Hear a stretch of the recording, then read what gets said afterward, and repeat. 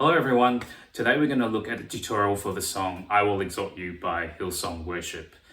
Sometime back I posted a shot of me practicing this song for a Sunday service, and a couple of viewers commented asking if there were any tabs or a tutorial for this song. And to my surprise, I looked online and couldn't find anything substantial. And it boggled me because this is one of my all-time favorite worship and devotional songs that really helped me journey with the Lord over the years. So much to the point that it was actually sung at my wedding as well. Alright, so let's get stuck into it. This song is written in the key of B. It's 71 BPM, 4 beats per bar, and it's written with the capo on the 4th fret using G-shaped voicings. And the sound we're using I'm using my Line 6 Helix LT and my Gretsch Jet FT, which has got the filled strum pickups, and it gives me the good balance between some warmth and some clear cut through, because we're predominantly going to be using, fingerstyle picking for the entire song. I have a free Helix preset that you can grab in the description link below that I'm using for this very tutorial and playthrough as well. So the sound is going to sound something like this.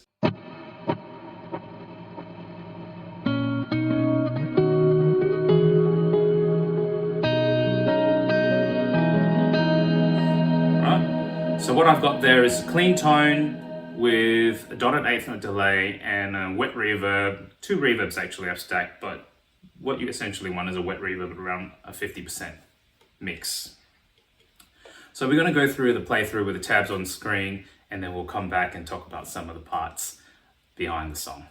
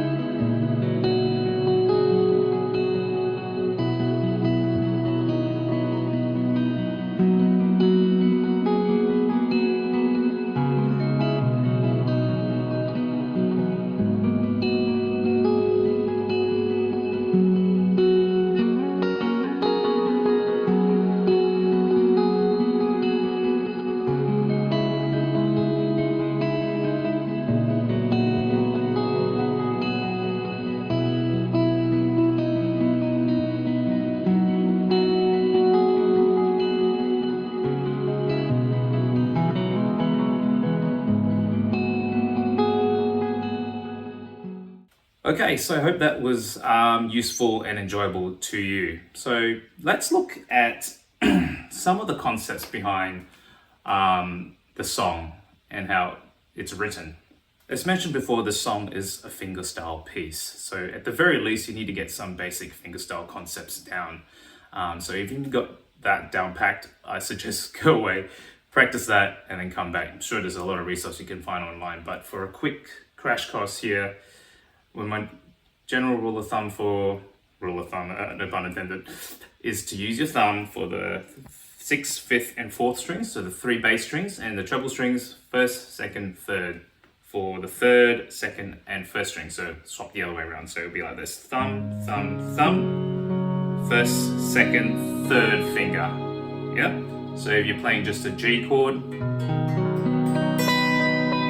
yep, thumb, thumb, thumb, finger, finger, finger, 1st, 2nd, 3rd.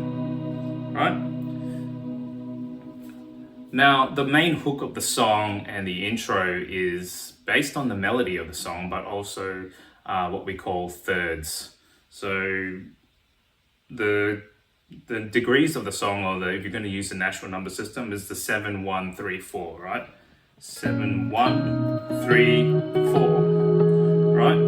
And the reason why they're called thirds, I'm going to turn off the delays for the sake of explaining these parts. A third, now if we look at the B scale, the song's written in B. We got B, C sharp, D sharp, right? 1st, 2nd, 3rd.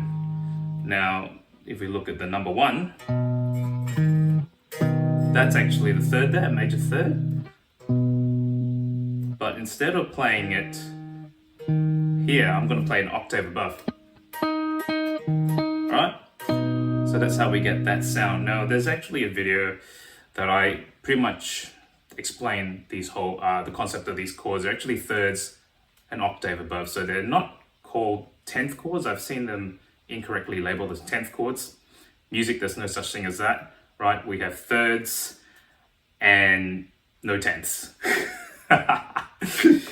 So yeah, check that video out and in the link below, and I'm sure it'll really benefit you. But let's continue and talk about these chords that we're using in the hook. So coming back to the degrees again, if I looked at, now we're starting on the 7, right? So that's an A sharp there, right? And the third above that in the key of B would be your C sharp, right? Right? So the thirds, you're just skipping one note in the scale. So I go from A sharp, skip the B to C sharp. Right? But instead of playing the C sharp here on the 5th string, I'm going to play the C sharp on the 3rd string, an octave above. Right? That's how I get that sound. Then the number 3 is once again a minor 3rd. So instead of just going, this is the D sharp. So the 3rd above that will be the F sharp. So I'm going to skip the E, go to the 3rd. But once again, instead of playing the 3rd on the 5th string, I'm going to play the 3rd on the 3rd string, right? An octave above. Right? And the last one is the 4th, number 4. That's the E. And the 3rd above that would be, right, your G sharp. So instead of, obviously, so we know that if I go 1, 2, right, that's your 3rd, but once again, the octave above. So, right, E and a high G sharp, right?